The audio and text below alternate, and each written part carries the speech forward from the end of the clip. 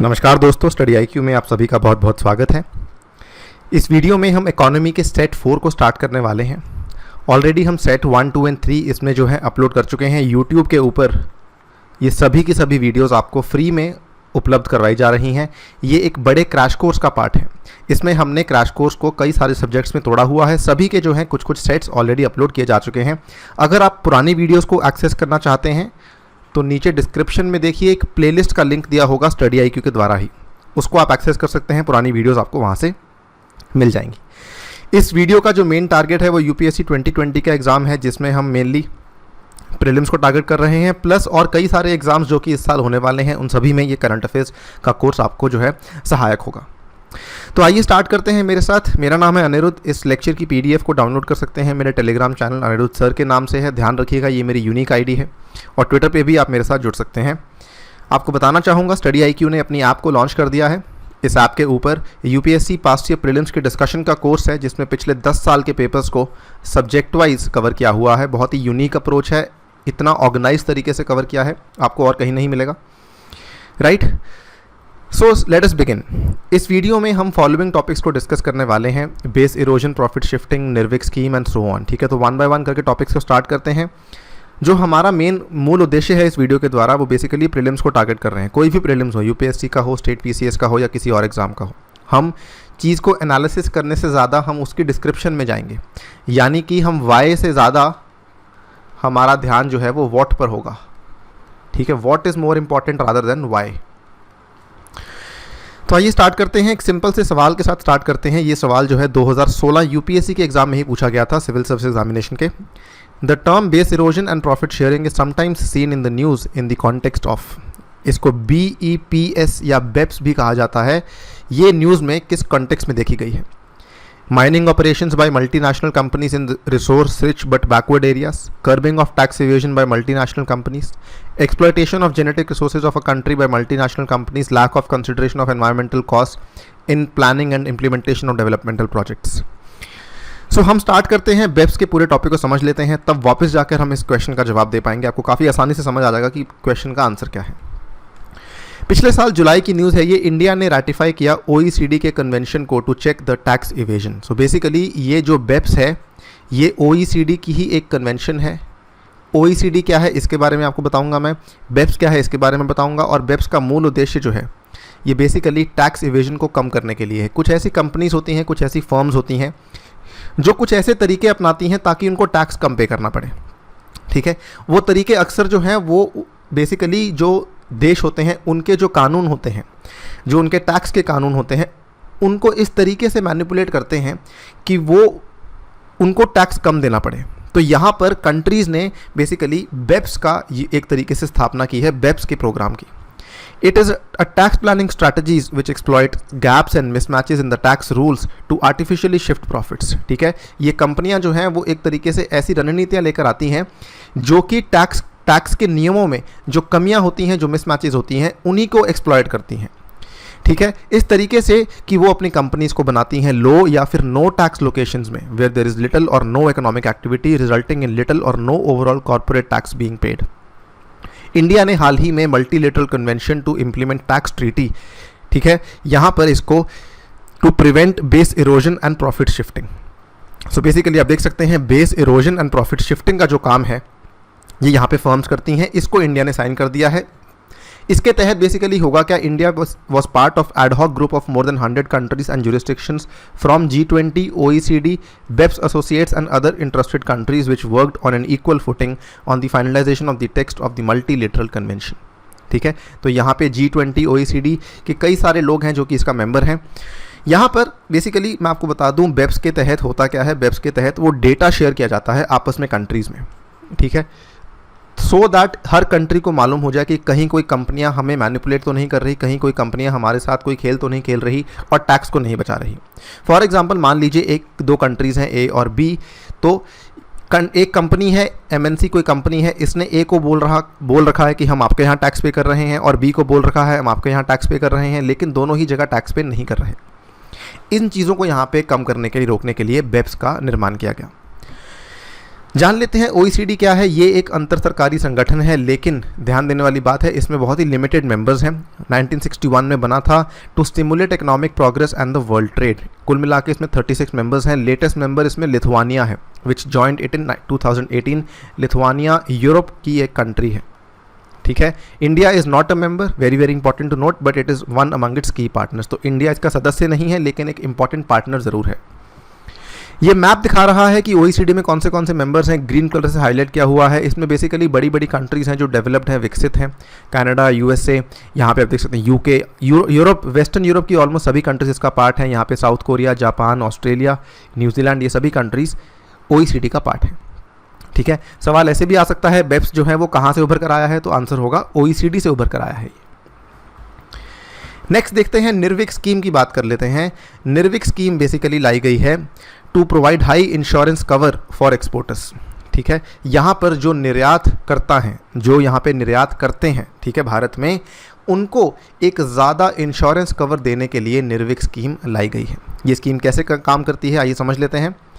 Export credit guarantee corporation of India has introduced the export credit insurance scheme, ECGC, ये very very important, ने ECIS scheme start की है, जिसका short form है Nirvik scheme, to enhance the loan availability and ease the lending process. It is an insurance cover guarantee which will cover up to 90% of the principal and interest. The cover will include both pre and post shipment credit, ठीक है। ये basically आपका यहाँ पर 90% of the principal और interest को cover कर लेगा। The cover will include both pre and post shipment credit. The ECGC currently provides credit guarantee of up to 60% loss. The enhanced cover will ensure that foreign and rupee export credit interest rates will be below 4% and 8% respectively for exporters, ठीक है। Simple, मैं आपको बहुत ही simple लफ्ज़ों में समझा देता हूँ होता क्या है। फॉर एग्जांपल, कोई इंसान है जिसका नाम है XYZ, ठीक है, कोई XYZ करके इंसान है और ये एक निर्यात करता है, ये एक एक्सपोर्टर है। ये जो भी एक चीज़ एक्सपोर्ट करता है, इसको उस एक्सपोर्ट के लिए एक इंश्योरेंस कवर खरीदना पड़ता है। मान लीजिए इसने कोई चीज़ एक्सपोर्ट करी और कोई प्रॉब्लम आ गई, वो सामान अपनी सही जगह पर नहीं पहुंच पाया, वो मान लीजिए वो शिप में कोई दिक्कत आ गई, या फिर मान लीजिए वो शिप का जो सामान था वो ख़राब हो गया है, what ever could be the reason. जैसे फिलहाल मान लीजिए कोरोना वायरस फैला हुआ है, तो कोरोना वायरस की वजह से मान लीजिए कि कोई प्रॉब्लम आ गई कि शिप एक जगह से दूसरी जगह पे नहीं पहुंच पाई, लेकिन एक्सपोर्टर ने उसको शिप तक पहुंचा दिया था, आगे वो अपनी डेस्टिनेशन तक नहीं पहुंच पाई है। इन सभी केसेस में एक्सपोर्टर को एक इंश्योरेंस कवर खरीदना पड़ता है, ठीक है। जो अभी तक स्कीमें चलाई गई थी, जो अभी तक योजनाएं चलाई गई थी, उसमें 60% तक का लॉस ही कवर किया जा रहा था। इसमें क्या है कि 90% तक का जो प्रिंसिपल है वो कवर किया जाएगा। तो ये स्कीम जो है ज़्यादा इंश्योरेंस कवर प्रोवाइड कर रही है एक्सपोर्टर्स के लिए, ठीक है, इसीलिए ये खास है। सवाल आपको इतना डेप्थ में नहीं आएगा, आपको सवाल केवल आएगा निर्विक स्कीम जो है इसके माध्यम से किन लोगों का फ़ायदा करने की सरकार उम्मीद कर रही है, ठीक है। या फिर ये आएगा कि इस स्कीम को कौन चला रहा है, इस स्कीम का असल नाम क्या है। इसका असल नाम जो है एक्सपोर्ट क्रेडिट इंश्योरेंस स्कीम है, ठीक है। ECGC के बारे में थोड़ा जान लेते हैं। ECGC limited is wholly owned by ministry of commerce and industry, ठीक है, जो हमारी उद्योग और वाणिज्य की मंत्रालय है उसके अंतर्गत आती है ये। The government of India had initially setup export risk insurance corporation 1957 में, लेकिन इसका नाम चेंज कर दिया गया था ECGC 1964 में, ठीक है। इसका मूल उद्देश्य था भारत से जितना हो सके हमें जो निर्यात है उसको बढ़ावा देना है by providing credit risk insurance and related services for the exports. Next बात कर लेते हैं, पिछले वर्ष जो नोबेल प्राइज़ मिला इकोनॉमिक्स में, 2019 का जो नोबेल प्राइज़ मिला, ये एक इंडियन अमेरिकन इकोनॉमिस्ट को मिला, अभिजीत बैनर्जी, ठीक है। काफ़ी न्यूज़ में रहे हैं, काफ़ी चर्चा में रहे हैं, आपने देखा भी होगा इन्हें, आपने इनकी स्टडी IQ पे और कई सारी वीडियोज़ बनाई गई हैं। Along with Esther Duflo of the Massachusetts institute of technology, जो MIT दुनिया का एक बहुत ही बेहतरीन यूनिवर्सिटी है, अभिजीत बैनर्जी के साथ एस्थर डुफ्लो और Michael Kremer of Harvard University, another very prestigious university, इन तीनों को यहाँ पर नोबेल प्राइज़ इन इकोनॉमिक्स मिला है, ठीक है, for their experimental approach to alleviating global poverty. Again आपको इनकी अप्रोच नहीं समझनी, आपको केवल ये समझना है कि इनको इकोनॉमिक्स में प्राइज़ जो मिला है वो किस वजह से मिला है, इनके टॉपिक का विषय क्या था। इनके जो रिसर्च का विषय था वो था experimental approach to alleviating global poverty, ठीक है। एक ऐसी अप्रोच लेकर आए थे जिससे कि वैश्विक गरीबी को हम कम कर सकते हैं, ठीक है। ये जो इनकी एक्सपेरिमेंटल अप्रोच थी, इसका नाम इन्होंने दिया था अपनी पूरी की पूरी थ्योरी में रैंडमाइज्ड कंट्रोल ट्रायल्स, RCTs के नाम से ये फेमस हुई थी। RCTs breaks larger questions about policy interventions into smaller, easier to test studies. Basically इसमें करते क्या थे, ये पूरी की पूरी पॉवर्टी को स्टडी नहीं करते थे, ये क्या करते थे कि पॉवर्टी के साथ जो जुड़ी हुई चीज़ें हैं उनको स्टडी करते थे. फॉर एग्जांपल हेल्थ है, एजुकेशन है, इन चीज़ों की स्टडी करते थे. और इस तरीके से स्टडी किया था कि काफ़ी यूनिक था, तो इसीलिए इनको यहाँ पे अवार्ड मिला था. अगेन आपको बता दूँ, हम डेप्थ में नहीं जाएंगे, ठीक है. अब उसमें भी ये और तोड़ते थे. अब जैसे हम हेल्थ की बात कर रहे हैं तो हेल्थ में और तोड़ते थे चीज़ों को. They look at nutrition, provisioning of medicine, दवाइयाँ कितनी मिल रही हैं, टीकाकरण कितना हुआ है, ठीक है, खाना कितना मिल रहा है, क्या वो खाने में पोषण है या नहीं है. Within vaccinations they try to conduct various experiments based on such evidence decides what needs to be done. तो ये बेसिकली आप ऐसा मान सकते हैं कि ऊपर से 2-3 चीज़ें उठा ली. ये 2-3 चीज़ें जो हैं ये पॉवर्टी को निर्धारित करती हैं. उसके बाद इनमें फर्दर हमने 2-3 चीज़ें उठा ली, हर चीज़ को आगे फर्दर इनको ब्रेक डाउन करते गए. लास्ट तक जाके जब तक ब्रेक डाउन पॉसिबल है तब तक करते गए. इसको कहा गया था randomised control trials, whereby they are breaking down the bigger questions into smaller questions. ठीक है, ये इनका मेन पार्ट था. क्लियर. यहाँ पर आपको याद रखना है इनके विषय का नाम और बेसिकली ये रैंडमाइज्ड कंट्रोल ट्रायल्स जो इन्होंने की थी जिसके लिए इनको नोबेल प्राइज़ मिला था. राइट. आई एम सॉरी, थोड़ा सा वापस जाना होगा यहाँ पर. मैं इस क्वेश्चन का जवाब देना आपको भूल गया. बेप्स के बाद हमने बात की थी कि बेप्स जो है वो बेसिकली टैक्स इरोजन को खत्म करने के लिए, कम करने के लिए लाया गया है. तो इसका सही जवाब होगा curbing of tax evasion by multinational companies. Right, इसका आंसर होगा ऑप्शन बी. अगला सवाल देख लेते हैं. Which of the following statements is correct regarding the national startup advisory council. ठीक है, ये इस बार न्यूज़ में था. NSAC के नाम से है ये, national startup advisory council. NSAC aims to build a strong ecosystem for nurturing innovation and startups in the country. It is headed by union commerce and industry secretary. आइए इसकी बारे में हम जानकारी ले लेते हैं, फिर हम सवाल को जाके डिस्कस कर लेंगे.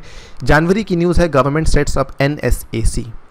NSAC है क्या? Aims to build a strong ecosystem for nurturing innovation and startups in the country. Basically startups को बढ़ावा देने के लिए, उनको प्रोत्साहन देने के लिए NSAC की यहाँ पे स्थापना की गई है. ठीक है. NSAC का कॉम्पोजिशन क्या होगा? Ministry for commerce and industry जो है ये minister for commerce and industry जो हमारे इसके मंत्री हैं वो इसके चेयरपर्सन होंगे.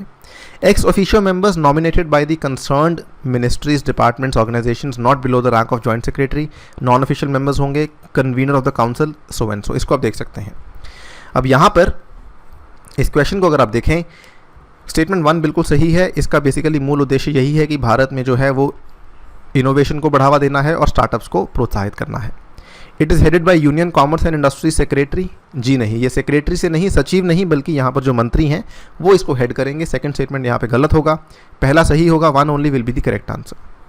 नेक्स्ट बात कर लेते हैं सोशल स्टॉक एक्सचेंज के बारे में. सोशल स्टॉक एक्सचेंज भी बहुत ही रिसेंट न्यूज़ है, जनवरी की न्यूज़ है ये. Social SEBI panel prepares draft norms for social stock exchange. So ये काफ़ी इंटरेस्टिंग चीज़ है. इसको आप अगर ध्यान से देखें, इस बार बजट सेशन में फाइनेंस मिनिस्टर जो हमारे वित्त मंत्री हैं Nirmala Sitharaman ji proposed a social stock exchange under the regulatory ambit of the SEBI. ठीक है, तो सेबी जो है वो भारत में हमारी, आपको मालूम है, रेगुलेटरी एजेंसी है किसी भी तरह के स्टॉक एक्सचेंजेस के लिए. ठीक है, जो इसके नियम लाए जाते हैं स्टॉक्स के लिए, एक्सचेंज के लिए, वो सभी सेबी लेकर आती है. To support social enterprises and non profits in raising funds. Basically जैसा इसका नाम है सोशल स्टॉक एक्सचेंज, यहाँ पर क्या है, ऐसी कंपनियाँ जो कि सोशल एंटरप्राइजेज हैं और जो कि नॉन प्रॉफिट हैं. ठीक है, जो कि नफ़े के लिए काम नहीं करती, ऐसी कंपनियाँ जो कि सामाजिक प्रॉब्लम्स को सॉल्व करने के लिए काम कर रही हैं, उनको पैसा उठवाने के लिए, मार्केट से पैसा उठवाने के लिए सोशल स्टॉक एक्सचेंज का आइडिया जो है वो लाया गया था. ठीक है. It is an electronic fundraising platform which allows investors to buy shares in a social enterprise that has been vetted by the exchange. कोई ऐसा सोशल एंटरप्राइज है, फॉर एग्जांपल मान लीजिए, बिल्कुल एग्जांपल के तौर पे मान लीजिए आपकी एक ऐसी कंपनी है जिसमें आप वुमेन के लिए सैनिटरी पैड्स तैयार करते हैं. तो ये एक ऐसी एक्सरसाइज है जिससे हमारी भारत की महिलाओं को जो है सैनिटरी पैड्स मिलेंगे. पर्टिकुलरली रूरल वुमेन को आप सैनिटरी पैड्स प्रोवाइड कर रहे हैं बहुत ही सस्ते दामों में. तो आप अपनी कंपनी को सोशल स्टॉक एक्सचेंज पे लिस्ट कर सकते हैं अगर आपको पैसे की ज़रूरत है. तो ये सोशल स्टॉक एक्सचेंज आपको फंड रेजिंग करने में काफ़ी ज़्यादा मदद करेगा. ठीक है, यहाँ पर निवेशकार आएंगे जो कि आपकी कंपनी में निवेश करेंगे, आपकी कंपनी के शेयर्स को खरीदेंगे और आपको पैसा मिलेगा. ठीक है, तो चलता वैसे ही है जैसे दूसरी कंपनीज़ की सेलिंग बाइंग होती है शेयर्स की, बस ये सोशल स्टॉक एक्सचेंज पे वो कंपनीज आएंगी जो सोशल एंटरप्राइजेज हैं. ठीक है, जो सामाजिक समस्याओं को दूर करने के लिए बनाई गई हैं। Social enterprise is a revenue generating business whose primary objective is to achieve a social objective, for example providing healthcare और clean energy। for example उसको जो है वो clean energy के लिए है या फिर healthcare provide करने के लिए, ये सब companies भी social enterprise के ambit में include की जाएंगी। It will act as a crowdsourcing platform for fundraising by non-profit entities aimed at impact investment and transparency. Globally, at least 10 SSCs have been set up. कई सारे देशों ने SSCs को setup किया है, भारत ने अभी तक नहीं किया था, तो भारत को यहाँ पे सीखना होगा और डेफिनेटली जल्द से जल्द SSC को सेटअप करना होगा। नेक्स्ट बात कर लेते हैं, काफ़ी चर्चा में था ये fugitive economic offender because of Vijay Mallya and because of Nirav Modi. A person can be named an offender if there is an arrest warrant against him or her for involvement in economic offences involving at least ₹1,000 crore or more and has fled from India to escape legal action. Nirav Modi became the first person to be declared as fugitive economic offender. दोनों statements का जवाब हम दे पाएंगे once we understand fugitive economic offender का मतलब क्या होता है। ठीक है, सबसे पहले न्यूज़ को देख लीजिए। Nirav Modi declared fugitive economic offender. Nirav Modi को ये डेजिग्नेशन दे दी गई है FEO की, second after Vijay Mallya to get the tag. तो ऑब्वियसली सेकंड स्टेटमेंट यहाँ पे गलत है। सबसे पहले भारत में FEO का जो टैग है वो विजय माल्या को दिया गया था, सेकंड पर्सन जो है वो नीरव मोदी को दिया गया। उसके बाद A special court has declared Nirav Modi the key accused in the 2 billion Punjab National Bank fraud case a fugitive economic offender on the plea of the Enforcement Directorate। जब ED ने यहाँ पर याचिका दर्ज की तो एक स्पेशल कोर्ट ने नीरव मोदी को डिक्लेयर कर दिया कि ये एक फ्यूजिटिव इकोनॉमिक ऑफेंडर है। ध्यान से देखिए स्टेटमेंट को, वेरी वेरी इंपॉर्टेंट। इसके ऊपर सवाल मैं एक्सपेक्ट कर रहा हूँ इस साल। A person can be named an offender under the law if there is an arrest warrant against him or her for involvement economic offences involving at least ₹100 crore or more. ठीक है, तो जो लिमिट दी गई है, जो मिनिमम लिमिट दी गई है, अगर 100 करोड़ या उससे अधिक आपने कोई ऐसा अपराध किया है, कोई ऐसा आर्थिक अपराध किया है, तो आपको जो आपके ऊपर जो है कार्रवाई की जा सकती है, आपके ऊपर गिरफ्तारी का वारंट भी निकाला जा सकता है। इसी बेसिस पे फर्स्ट स्टेटमेंट भी यहाँ पे गलत हो जाएगा। यहाँ पे बोला गया है कम से कम 1000 करोड़, जबकि सही जवाब है कम से कम 100 करोड़। यहाँ से आपको ये लेसन भी सीखना होगा कि स्टेटमेंट पूरा पढ़िएगा। ठीक है, कोई ना कोई नंबर ऐसा दिया होता है जो कि आपको लगता है सही है, लेकिन you have to be very very specific. So यहाँ पे सही जवाब होगा नीदर 1 नॉट 2, डी ऑप्शन यहाँ पे सही होगा। क्लियर। अंत में मैं बताना चाहूँगा FEO का प्रोसीजर क्या है, यहाँ पे क्या प्रक्रिया फॉलो की जाती है। काफ़ी सिंपल है। यहाँ पर investigating agencies have to file an application. पहले एक आवेदन पत्र देना पड़ता है, जो तफ्तीश करने की बॉडी है, तफ्तीश करने वाला जो निकाय है यहाँ पर, उसको यहाँ पे एक आवेदन देना होगा special court under the prevention of money laundering act containing details of the properties to be confiscated and any information about the persons whereabouts. ठीक है, तो बताना होगा उस आवेदन में हर चीज़, हर तरह की डिटेल बतानी होगी। मान लीजिए नीरव मोदी की बात हो रही है तो बताना होगा इनके पास कौन सी संपत्ति है, कहाँ पे ये है, हर चीज़ वहाँ बतानी होगी, अभी ये इंसान कहाँ पर है। उसके पश्चात स्पेशल कोर्ट जो है वो एक नोटिस दर्ज करेगी for the person to appear at a specified place. उनको बेसिकली एक तरीके का समन दिया जाएगा कि आपको जो है इस जगह पर आना है। ठीक है, and at least 6 weeks from the issue of the notice at a specified place and date and at least 6 weeks from the issue of notice की 6 हफ्ते का टाइम दिया जाएगा।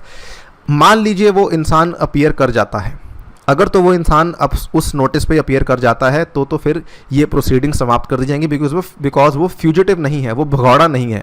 ठीक है, लेकिन अगर वो मान लीजिए इस समय में नहीं आता है तो उस इंसान को फ्यूजिटिव इकोनॉमिक ऑफेंडर माना जाएगा, भगौड़ा आर्थिक अपराधी, based on the evidence filed by the investigating agency. ठीक है, the person who is declared as a fugitive economic offender can challenge the proclamation in the high court within 30 days of such declaration. हाँ, अगर कोई इंसान को FEO declare कर दिया गया है तो 30 दिन के अंदर अंदर वो हाई कोर्ट में जाके अपनी बेसिकली इस डिसीजन को चैलेंज कर सकता है। सो बेसिकली आपको पहले 3 पॉइंट समझने हैं, वेरी वेरी इंपॉर्टेंट। 6 हफ्ते का टाइम है। ठीक है, और यहाँ पर जो स्पेशल कोर्ट बनाई जाती है वो किस एक्ट के अंतर्गत बनाई जाती है, prevention of money laundering act के तहत बनाई जाती है। नेक्स्ट बात कर लेते हैं एडवांस प्राइसिंग एग्रीमेंट के बारे में। CBDT central board of direct taxation जो है भारत का, inks 300th advance pricing agreement है। ठीक है, ये भी काफ़ी अहम एग्रीमेंट्स होते हैं। इसको लेके अभी तक UPSC में सवाल मैंने नहीं देखा, बट उम्मीद है जल्द ही सवाल पूछा जाएगा इसके ऊपर। ये CBDT ने अपना 300वां एडवांस प्राइसिंग एग्रीमेंट जो है साइन किया था सितंबर 2019 में। APA होता क्या है, इसकी शॉर्ट फॉर्म है APA। APA आखिरकार होता क्या है? It is an agreement between a taxpayer and the tax authority determining the transfer pricing methodology for pricing the taxpayer's international transactions for future years। ठीक है, काफ़ी सिंपल सी चीज़ है। आप इसको ऐसे समझ लीजिए, मान लीजिए एक कंपनी है XYZ, ठीक है, XYZ लिमिटेड करके कोई कंपनी है। अब इसका इंडिया में मान लीजिए हेडक्वार्टर है, मुख्यालय इसका इंडिया में है, ठीक है। इस कंपनी की कुछ सब्सिडरीज हैं, ये जो सब्सिडरीज हैं वो मान लीजिए जापान में है। अब ये जो कंपनी की सब्सिडरी है XYZ की, मान लीजिए आप PRS करके कोई सब्सिडरी है, ठीक है। तो यहाँ पर XYZ और PRS में मान लीजिए कोई लेन देन हो रहा है। कंपनियां अक्सर क्या करती थी अभी तक कि ये जो लेन देन होता था इसके ऊपर ये किसी तरह का टैक्स नहीं दे रही थी, ठीक है। यहाँ पर भी जो लेन देन है ये हो तो रहा ही है, तो भारत को तो इसके लिए कुछ ना कुछ करना पड़ ही रहा है, तो यहाँ पर टैक्स देना बनता भी था, लेकिन ये कंपनीज अभी तक टैक्स नहीं दे रही थी, ठीक है। APA बेसिकली एक ऐसा अग्रीमेंट है, ध्यान से सुनिए, एक टैक्स पेयर और टैक्स अथॉरिटी के बीच में। टैक्स पेयर यहाँ पे क्या है? टैक्स पेयर यहाँ पे XYZ कंपनी है, टैक्स अथॉरिटी यहाँ पे क्या है? CBDT है, ठीक है।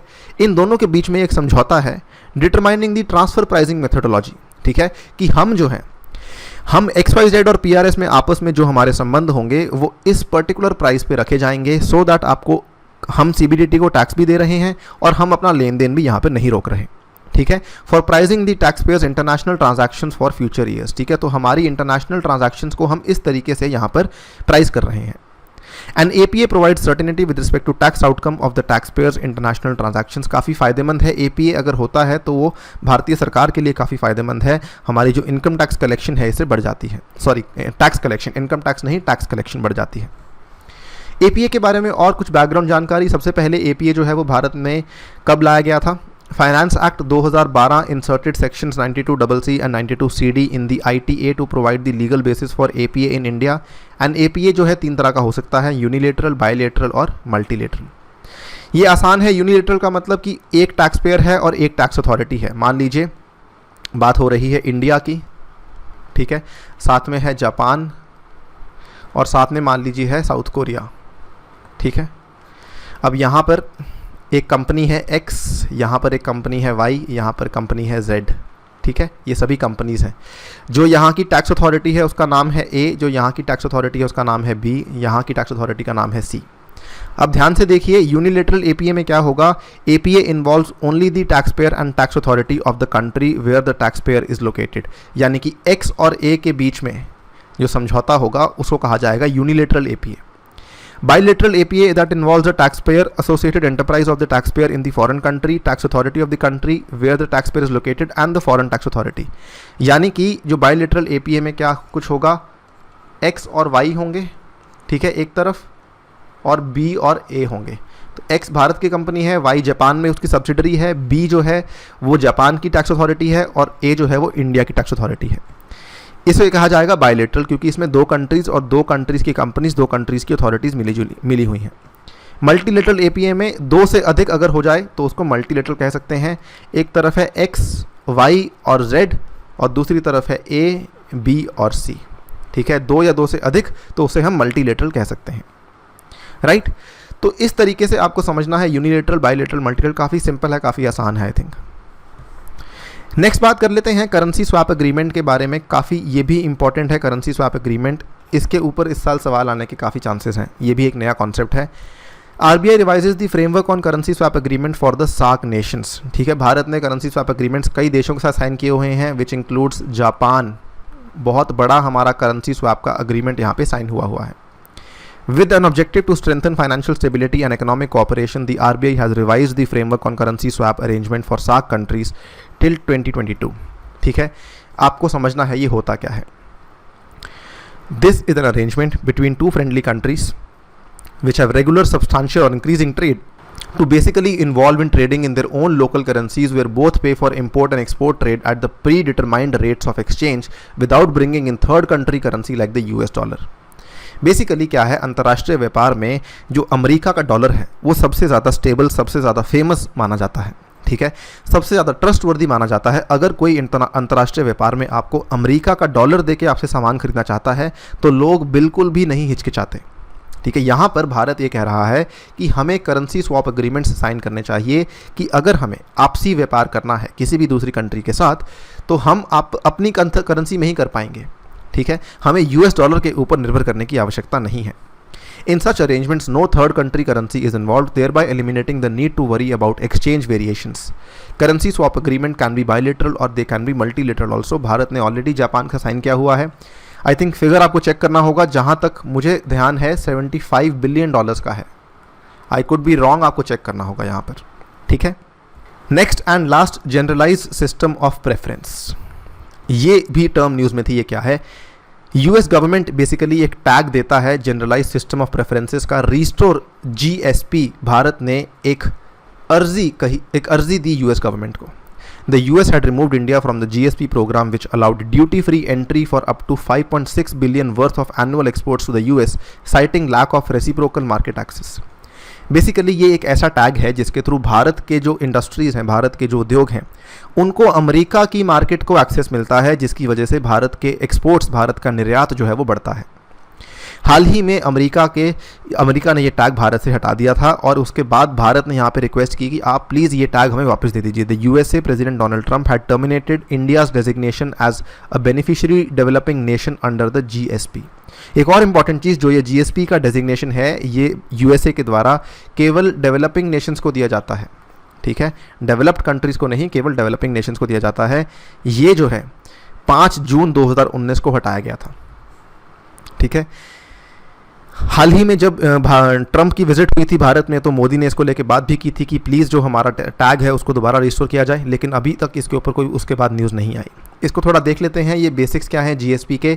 ये यूएस ट्रेड प्रोग्राम है design to promote economic growth in the developing world, ठीक है। ये डेवलपिंग वर्ल्ड में जो है आर्थिक समृद्धि के लिए लाया गया है by providing preferential duty free entry for up to 4800 products from 129 beneficiary countries and territories. इसका ऑब्जेक्टिव ये था कि हम डेवलपमेंटल सपोर्ट देना चाहते हैं to poor countries and promoting exports from them into developed countries, कि हम डेवलपिंग कंट्रीज से डेवलप्ड कंट्रीज़ के अंदर जो है वो निर्यात बढ़ाना चाहते हैं। तो ये इसका मेन उद्देश्य था, लेकिन यहाँ पर जो है ये टैग भारत से फ़िलहाल ले लिया गया है, ठीक है। I hope it is clear. इसी नोट पे इस वीडियो को समाप्त करता हूँ। Thank you for listening to me. जल्द ही हम सेट 5 लेकर आएंगे आपके सामने। तब तक के लिए stay tuned and stay safe.